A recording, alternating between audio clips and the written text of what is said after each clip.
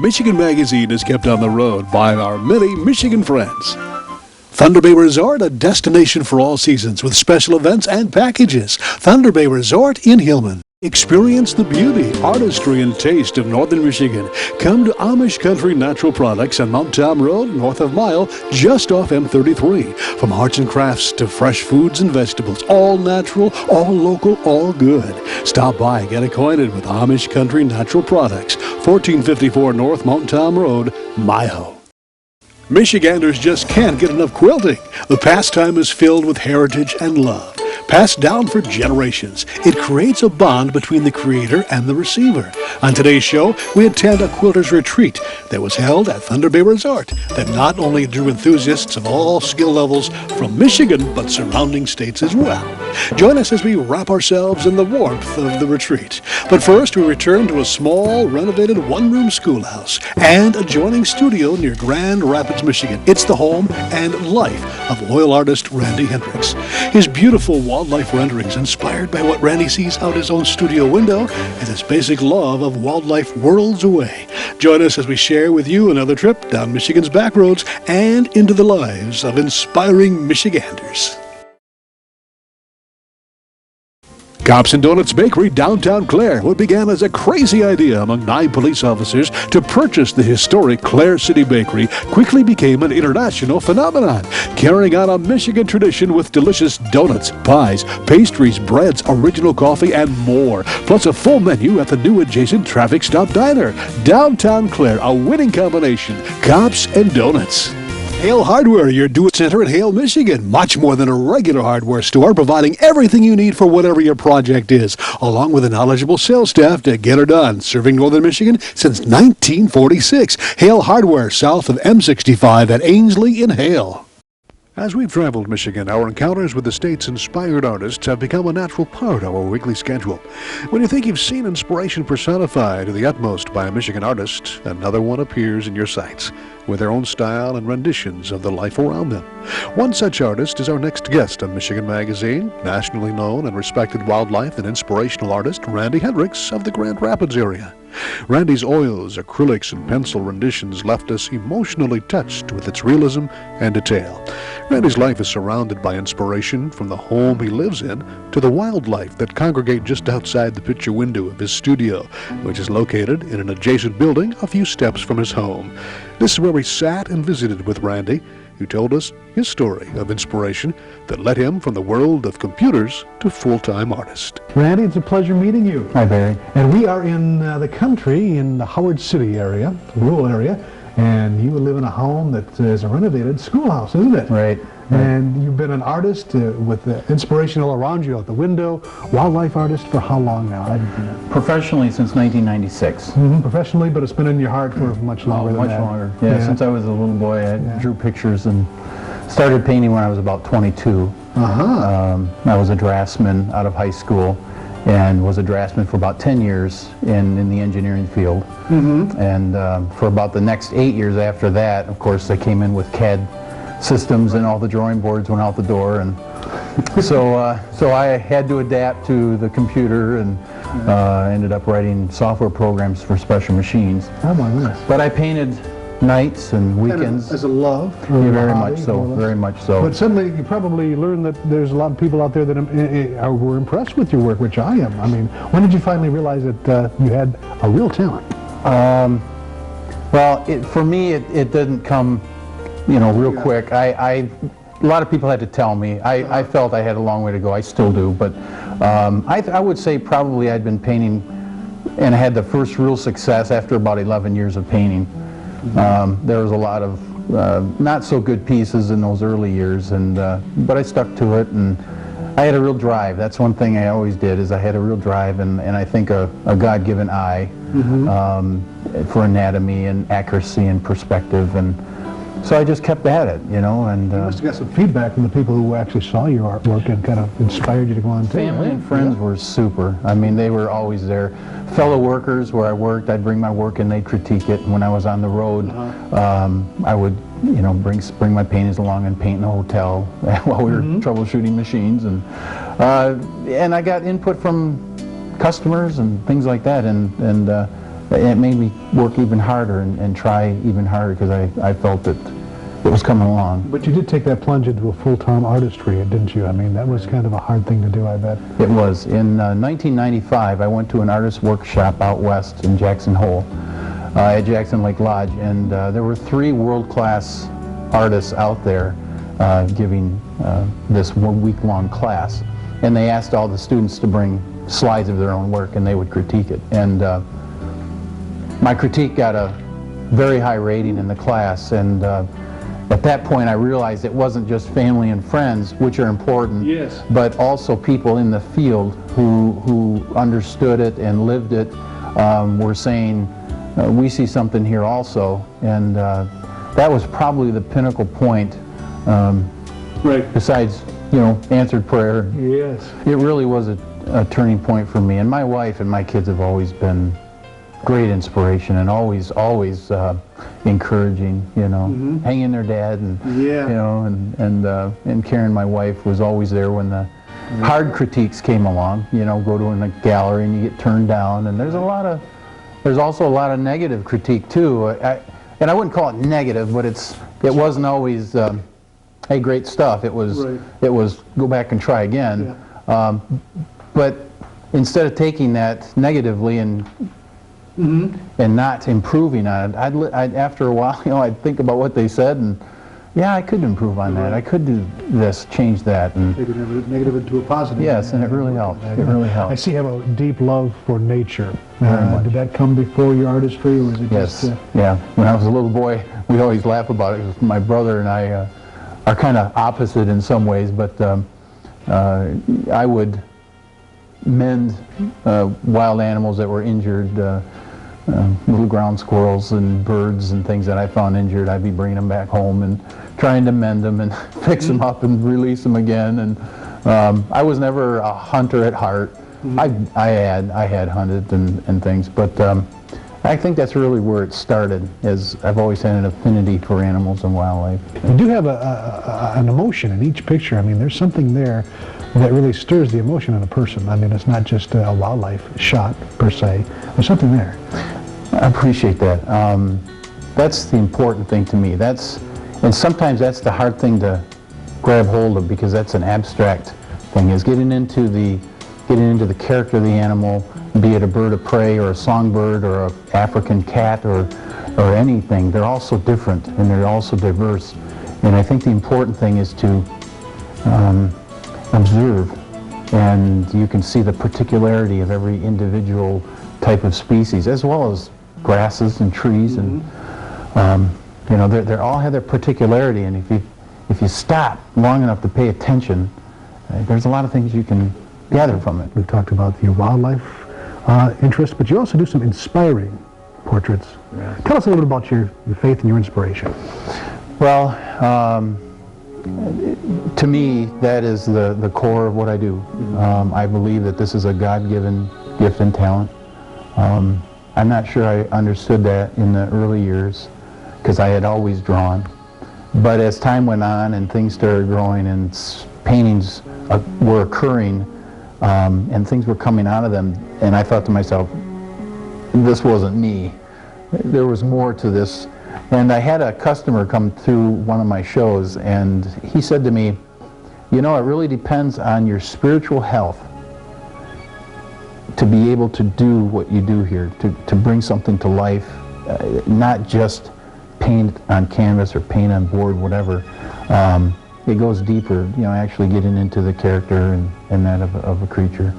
I believe, that the Lord made all these animals and all this diverse wildlife and nature, and to be able to have the opportunity, the privilege to be able to reproduce some of this in my own way, it's a real blessing. And the earliest piece I ever reproduced as a limited edition print was a painting called The Dove and the Cross. And I did it for the church I was going to at the time. And I painted a dove on the cross beam of the cross. And there was such a great reaction from it that some people asked me if I was going to make prints out of it. And I decided to make a small print. So I borrowed the money to make the print edition, and you know, I had this stack of paper at my dining room table and signing and numbering everyone, and I was really wondering who was ever going to buy all these. And within a month I sold 50 of them myself. As we continued our visit with Randy, we talked of the wonderful respect for nature and his observation that there is a definite pattern in the chaos of life, a pattern easiest seen when one stops and meticulously studies the fluidity of nature. A pastime Randy enjoys immensely. Even though Randy told us he's more or less self-taught, he continues to learn daily from fellow artists, critics, and life around him. For aspiring artists, Randy advises to become good at what you do if you're serious about your art. Paint every day. Even though there's no inspiration at the moment, force yourself to work at becoming better every moment you can, and learn from the masters. Study technique to learn from the knowledge of others. Then soon those moments you force yourself to work will become the seed of inspiration that'll grow and propel you further. If you have the desire, you owe it to yourself to try whatever it is in life you're drawn to. People don't realize it may be a God-given gift and talent, but you have to work on it. You know, we all have an obligation, really, I believe, and a responsibility to make the most of it as you can. If you have any inkling at all of a gift or a talent, whether it's in the fine arts or in another field, He's given you those for a reason. And I think the saddest thing we could do is let them lie there dormant and not pursue it. You know, there's a lot of diversions in the world today, but if you can grab hold of whatever it is that you may have or other people may see in you, go for it. Give it a try, and you never know what happens. Sometimes I think the Lord blesses an effort, just the effort. Yeah. And really kindles a fire. It was no doubt that Randy's faith is what kindled the fires of his inspiration. What a pleasant winter's morning we spent with Randy at his rural Howard City home and studio, talking of how blessed he was as an artist and how grateful we were to be able to spend a few moments with him and his family.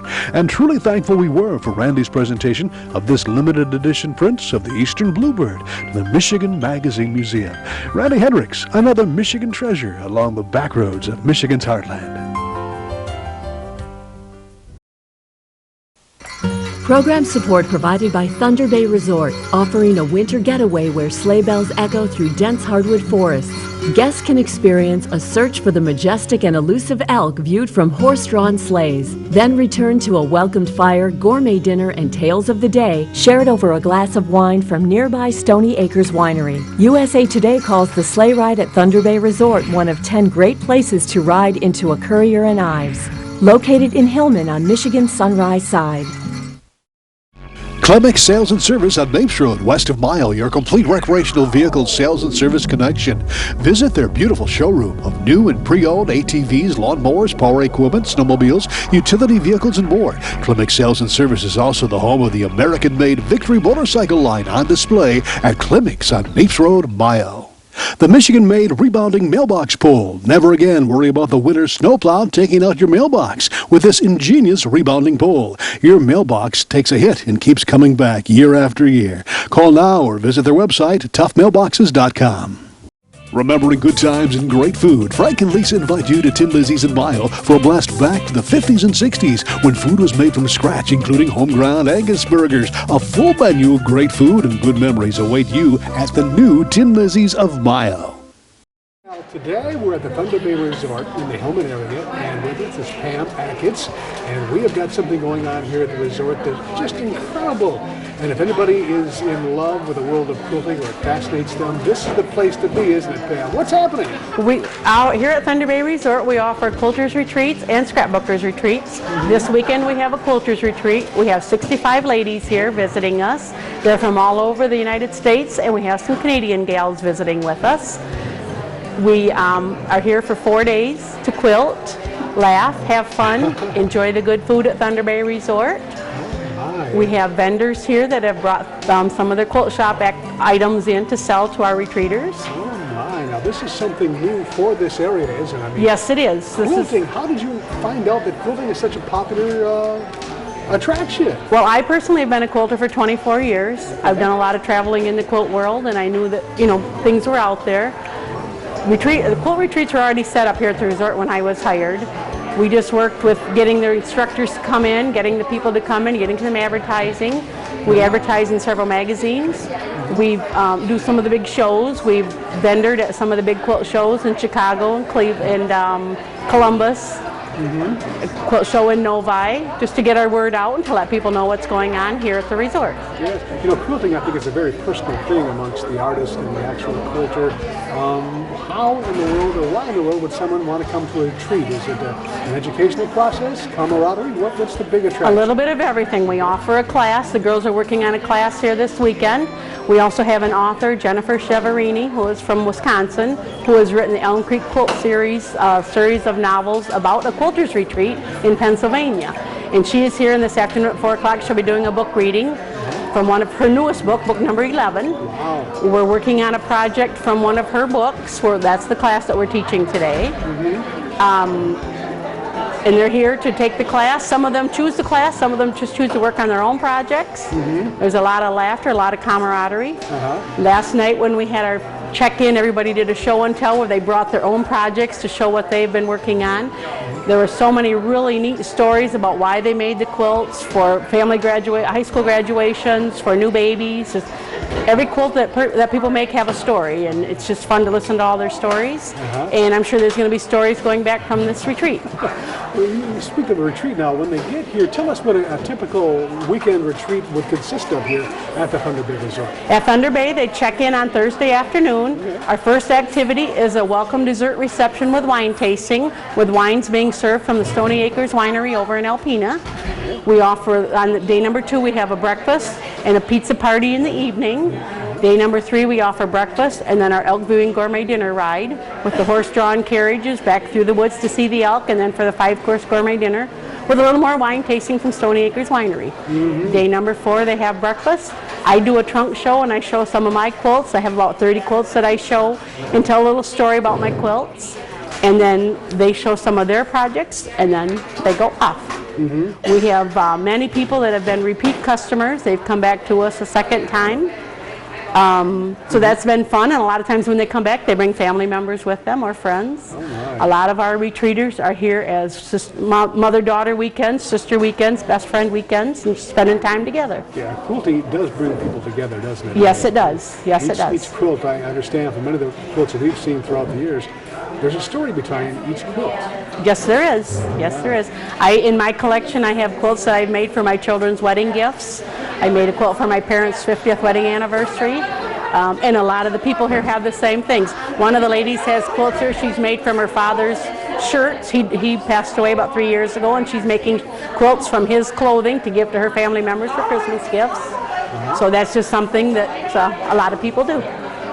You've got quite the facilities here at Thunder Bay. I mean, this is quite a large room, a conference area, I guess it would be called, but it allows people all sorts of room and all sorts of ability to kind of share at the same time. It's a big room, but it's kind of cozy, isn't it? Our building is a 4,000 square foot building. Each retreater gets their own 6-foot table, and individual work light, so they have plenty of room to spread out and work on all their projects. Okay. What kind of tips or what kind of things could they take back with them after the retreat? I mean, what does a person get on the retreat? They do a lot of sharing pattern ideas and suggestions. If somebody's here with a problem with the colors, there's a lot of help, willing to help with colors. There's all different experience levels here, from those who have quilted for many years to those who have just started quilting. A lot of them come with their own teacher. They bring someone along in their group that's going to teach them to work on a project. The kits and the projects that we work on here are optional. If they want to just work on their own things, they're welcome to do that. If they want to work with what we're doing, that's fine too. This retreat, we offered kits if the ladies wanted to buy fabric kits. And that way we put all the colors together, or they could bring their own. Quilting just has this compelling history, this fascinating folklore, and this wonderful social element. We always refer to it as the quilting community. And you will find, if you talk to quilters, you'll find that they'll tell you that their quilting friendships are some of the most important and most cherished friendships they have. And often even when you're talking about strangers, if you see somebody reading a Quilter's Newsletter magazine or wearing a beautiful quilted outfit, you know as a quilter that that's someone you can strike up a conversation with and pass lots of fun times together, just sharing your common love for quilting. And that's why quilters retreats are so popular and so interesting, because you can do a lot of quilting on your own in isolation. Just as a writer almost always works alone in isolation, but really when you come together and you see what other quilters are working on, and you can get advice on a certain technique that has been giving you a little bit of trouble, you leave refreshed and newly inspired to go on and create all kinds of wonderful new works of art. I know that when I go to a quilt show or when I speak to a group of quilters and I see all the wonderful things that they're working on, I leave refreshed and reinvigorated and all ready to write all kinds of new stories about the characters that are already so familiar to my readers.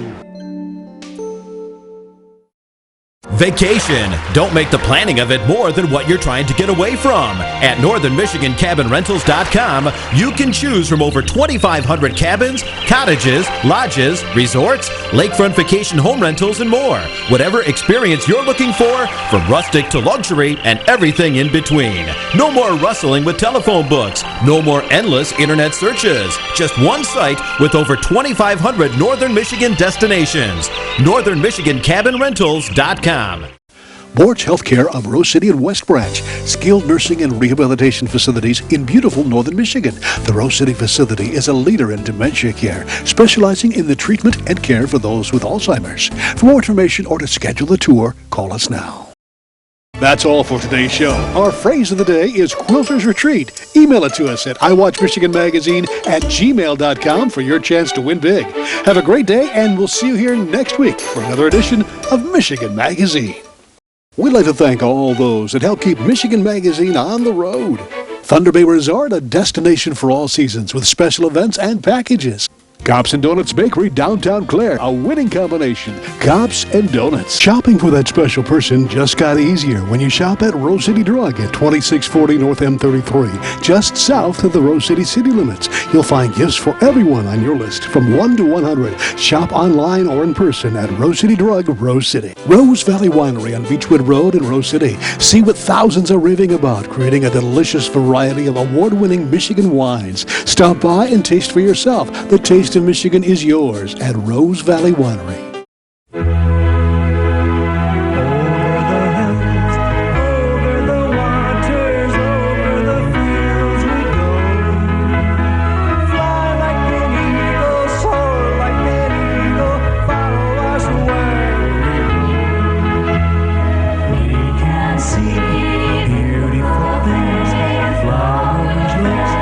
Birds that sing.